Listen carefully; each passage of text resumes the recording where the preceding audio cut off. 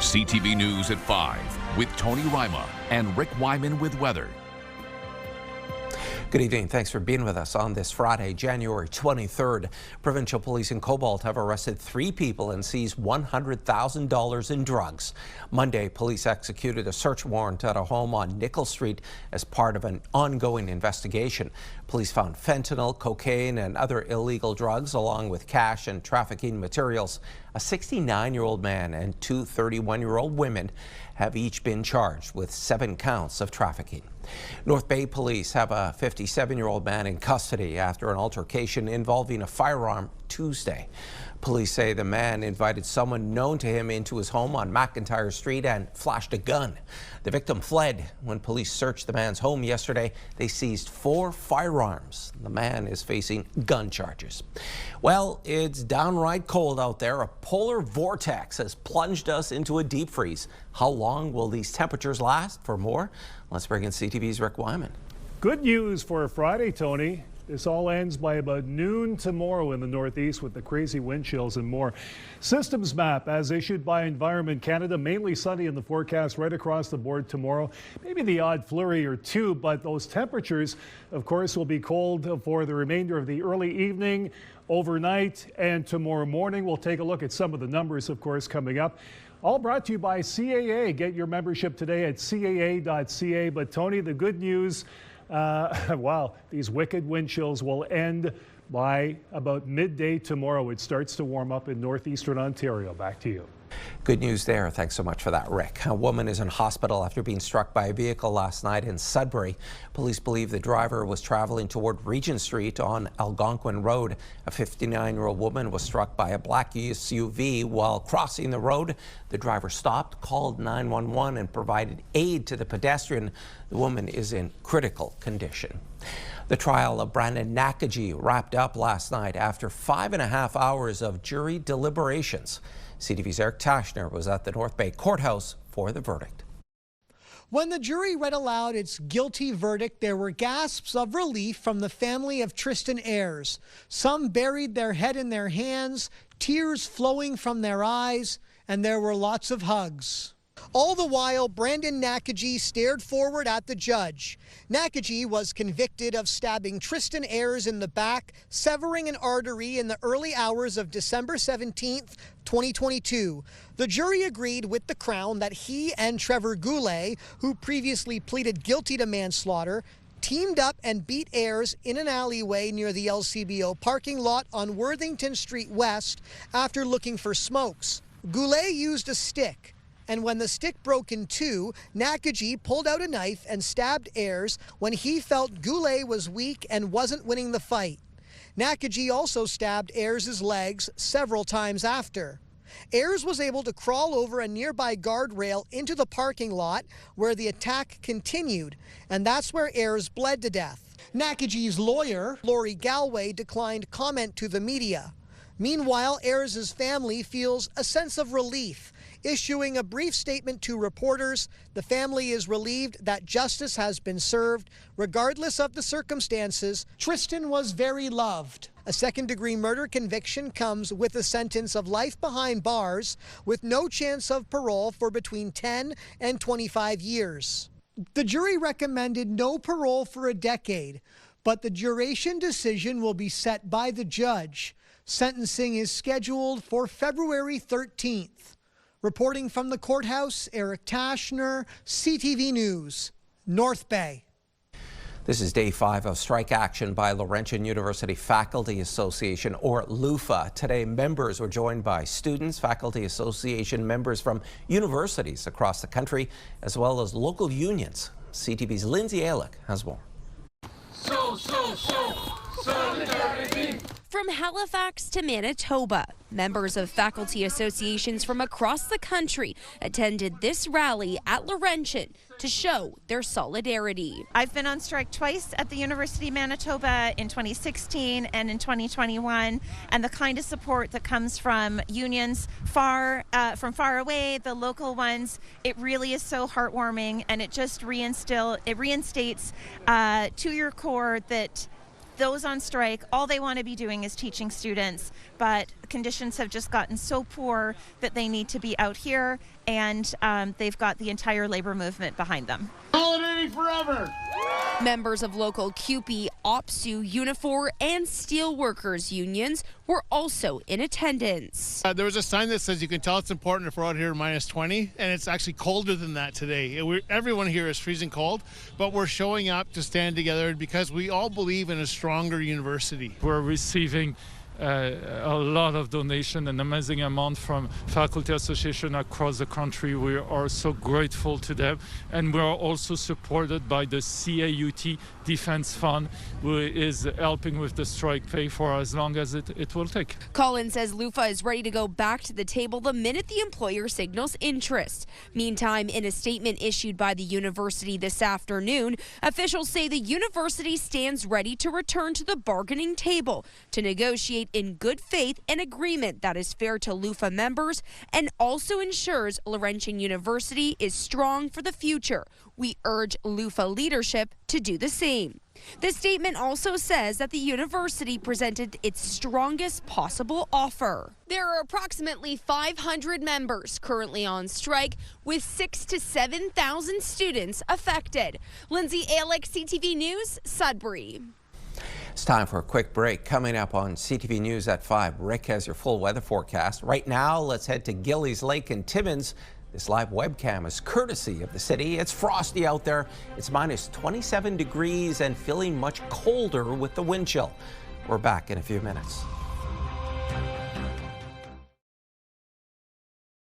Fuel your Fridays with CTV and Pure Country. Enter online for a chance to win a $100 gas gift card. Fuel your Fridays. Powered by CAA. Life isn't one size fits all. Neither is CAA. And congratulations to this week's winner, Patricia Evans. Patricia, you'll have fun with that gas money. And that's great because it's kind of cold outside, so you may have to run that vehicle just a little extra to get nice and toasty in the vehicle. By the way, the wind chill warnings will end by about noon tomorrow. This is how it stands right now. Lots of cold weather throughout the Northeast. Cold weather advisory as issued by Environment Canada. Let's get to those numbers now. Okay, we'll start off the day in Sudbury, Nickel Belt to -39 with the morning wind chill. Then it gets better by about noon tomorrow, so high of -18, but there will be a slight wind chill. Sunday, chance of flurries, -14, -15 chance of flurries. Monday, more of the same on Tuesday. And Wednesday, sun and cloud, -16, so it does get better. Meanwhile, Sault Ste. Marie, Algoma, wind chill tomorrow morning, -37, -14 your high. Sunday, chance of flurries, more of the same on Monday and Tuesday and Wednesday, but those temperatures are not, well, they're bearable. -12, -13 degrees even at night. The temperature's not to the extreme. Timmins, Cochrane, Kapuskasing, wind chill. Yikes, -44 with your wake up tomorrow morning. Sunday, it gets better, but it does get better by about midday. Sunday, we've got sun and cloud, more of the same on Monday. Tuesday, chance of flurries at 60%, and Wednesday, chance of flurries, and as well some sun and cloud. So again, the temperature's a lot better getting into the various parts of the Northeast after tomorrow. Temiskaming Shores, Kirkland Lake, wind chill -36 when you wake up tomorrow morning. Sun and cloud on Sunday, more of the same on Monday, -15, -17. Chance of flurries on Tuesday and Wednesday, some sun and cloud. So lots of sunshine with that high pressure system at Timmins, Temiskaming Shores, and other areas as well. North Bay and West Nipissing. Wind chill tomorrow morning, -38. Sunday, you've got some cloud cover, -14. Chance of flurries Monday and chance of snow Tuesday in the Bay. -13 degrees, your expected high. -17, some sun and cloud on Wednesday. So, Tony, it will warm up. Give me one more night, one more overnight.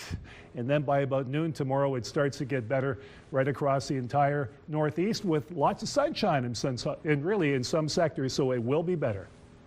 Thanks for that, Rick. A tragedy in the north has sparked a provincial movement. Next week, Sudbury City Council will vote on a motion that, if passed, would formally call on the province to mandate water safety education in schools. CTV's Amanda Hicks has that story. Last summer in the town of Dryden, a single moment changed a family forever. 12-year-old Jocelyn Grant accidentally fell into the Wabigoon River. Her 15-year-old brother, Caden, jumped in to save her. Tragically, neither survived. The pair were the only grandchildren of Michael Williams and Evelyn Page. It's hard. There are pictures in a small room that I have set up for just memories and stuff. Here's a couple of young kids that had their whole life ahead of them, and it got snuffed out in, within a few minutes, and again, it was preventable. Neither child was a strong swimmer. Since that day, Williams has been advocating for mandated water safety training in elementary schools. The goal isn't necessarily to put every child in a pool, but to integrate water literacy into the classroom curriculum, teaching kids how to identify risks before they even reach the water's edge. According to the Life Saving Society, 63 children drowned in Ontario between 2007 and 2023. Officials say most of these deaths were preventable. What we see most often with children in this age group is that they are either unable to swim, maybe they haven't had access to formal swimming lessons or our Swim to Survive program, things like that. There's a push for a province-wide standard right here in Sudbury. Next week, City Council will vote on a motion calling on the province to implement mandatory water safety training in all Ontario elementary schools. The councillor backing the motion says these skills aren't just extracurricular, they're essential. Early in my career as a paramedic, I attended a call at a lake where a young person had drowned, and I experienced the impact when the family arrived, and it's not something I'd want to see happen to anyone. In this situation, as a municipality that has over 300 lakes within our geography, I felt a sense of responsibility to bring this resolution forward. Municipalities like Dryden, Niagara Falls, and St. Catharines have already passed similar motions. Williams hopes that if the province gets on board, it can prevent another family from feeling this pain. You can't go back and change what's already done. You can only use the experience, the horrible experience, to try to make sure that it happens a whole lot less. Amanda Hicks, CTV News, Sudbury. The Elliott Lake Rotary Club is hosting the 70th annual Can-Am bonspiel with the help of 2 Sudbury Rotary clubs. The 3-day event is being held at the Northern Credit Union Community Centre in Sudbury.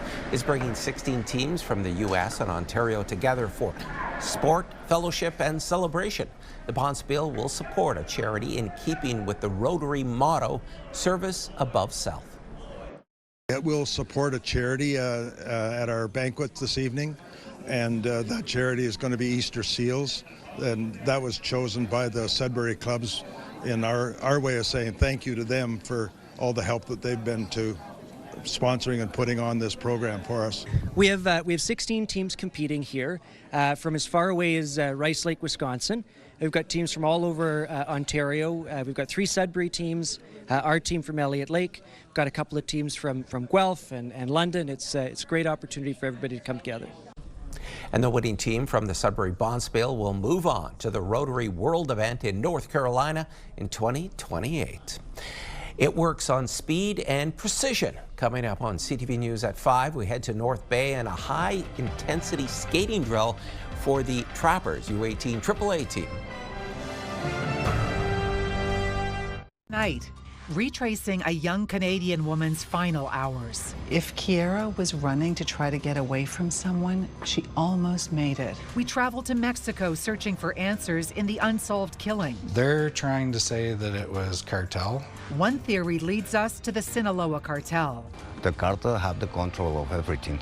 Tonight on CTV News and ctvnews.ca. Hockey This Week is brought to you by Rastall Nut and Bolt Company. A high-intensity skating drill called the Zipper to work on speed and precision wraps up practice for the North Bay Trappers U18 AAA team. Been rolling everything's been buzzing. Boys have been just like all glued, pretty gelled together. Having returning players on the ice building chemistry mixed with new blood is paying dividends. The Trappers sit atop the Great North U18 AAA League, winning 21 out of 22 games. Their only defeat at the hands of Sault Ste. Marie, after a few bounces didn't go their way. We keep pushing forward. We activate the D here. Head coach Josh Dale has the team running like a well-oiled machine, building on success from last year where they only lost 3 games in regulation. I'm really a player's coach, so I really motivate them to not only succeed here on the ice and at the rink, but also at home and in school. We're really working hard on setting them up for success for not just here in hockey, but in life. One of those defeats still stings. It was in the semifinals against Sudbury in the Great North U18 Championship. The team also recently returned from a crushing quarterfinal loss in a Peterborough tournament. The players say they are using those games as lessons and as motivation to strive for better. It's good to experience lose and then push forward to this year. All the experiences of like the bad penalties and stuff, we'll learn from that. That's our goal, is no matter how good they are or if they're not quite up to our standard, we're just playing our game and focusing on what we can do. There's a shot at a nice save there. A big part of the Trappers' success has been goaltending. Carson Ruddy and Logan Coates have been making crucial saves at key points when called upon. We're a lot stronger together, better group as more as a family. I think everyone on the team has each other's backs, and I think that really supports us. Couldn't be done without my team and my defense. And as the season nears that crucial final stretch, the players say they're not taking their feet off the gas. There's still a lot of work that needs to be done to ensure the trophy is theirs. When playoffs come, we're going to be ready to go, and we're going to win. For Hockey This Week, Eric Tashner, CTV News, North Bay. Thanks, Eric. Last night, the North Bay Battalion were the only Northern OHL club in action, and action is how to describe this one. Liram Amadovsky and Caden Petrie get the troops on the board, and they would be powerhouse players in this one. Amadovsky would net 2 more goals, while Petrie would tally 2 more assists on the night. The game goes to overtime, but North Bay pulls this one out 5-4 over the Brantford Bulldogs. And the Bulldogs will be looking for redemption tonight as they take on the Sudbury Wolves at 7:05 at the Sudbury Community Arena.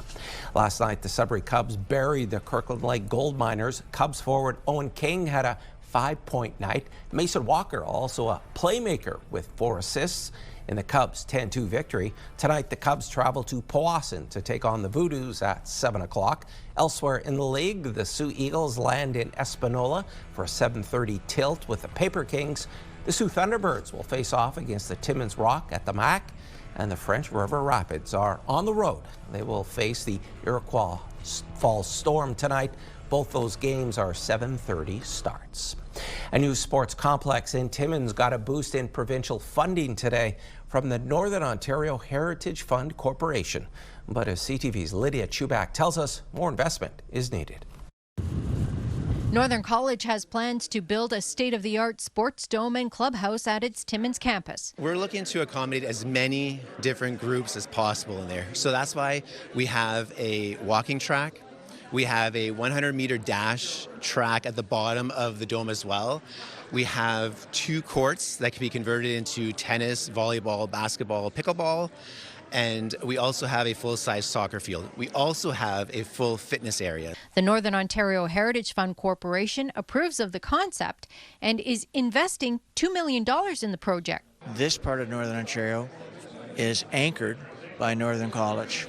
It's very important that we attract students. So with the decreased revenues coming into the college, with policy changes at the federal level, we saw that we needed to increase our revenues to the college, so this will be a revenue generating facility for us. It'll help our bottom line. Dumas says anyone in the community will be able to purchase a membership to the dome. And that is one of the reasons Timmins City Council agreed last summer to give $500,000 towards the facility. So the fact that this facility will be community-wide and available to not only students but residents means that, again, it just provides more recreational space space, modern indoor recreational space. And we know that that's something that professionals are looking for. We hear it from some of the major employers. The college is also hoping to attract more investors to support the building. We want to have a title sponsor on the field house as their name on the field house. So we're still looking for that, and we've approached some industries looking for that support, and we're still waiting. We're still having those conversations. The empty parcel of land you see behind me is where the facility is supposed to be constructed. That's supposed to start in the spring and take about 12 months to complete. Lydia Chubak, CTV News, Timmins. The annual Miners for Cancer tournament is back for its 30th year in Sudbury. The puck dropped yesterday at the Alan Epps Memorial Hockey Tournament and will continue until Sunday. New this year, Miners for Hockey added a mini-stick hockey tournament tomorrow to teach the next generation the act of giving. We bring our community together.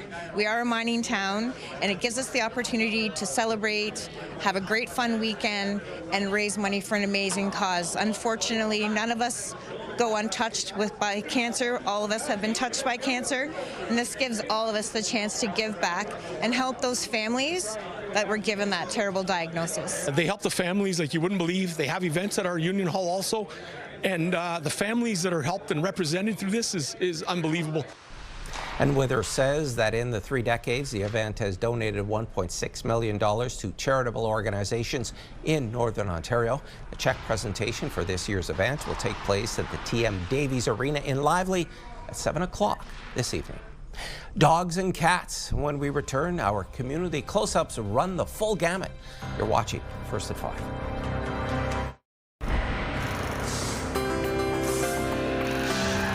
Our first community close-up comes to us from Sudbury. Rose sent us this photograph. She says nighttime peace and calmness on Countryside Drive in the city's south end. The street light casts a relaxing shadow through the trees. Thanks so much, Rose. Now to Charlton, west of Englehart. Carrie Ann Palmatier sent us this picture of her dog Nash. She says the pup loves running outside in the snow. Thanks so much, Carrie Ann. And we're heading to Elliott Lake. Donna Glebe says she adopted a cat, Rufus. He is 14 years old and is a loving companion and still has energy to run and play like a kitten. Thanks so much for these pictures, Donna. And if you have any pictures, videos, or events you'd like us to showcase, you can email them to us at communitycloseup@bellmedia.ca. And there's more news for the North coming up at 6. For now, continue watching as we hand things over to CTV National News.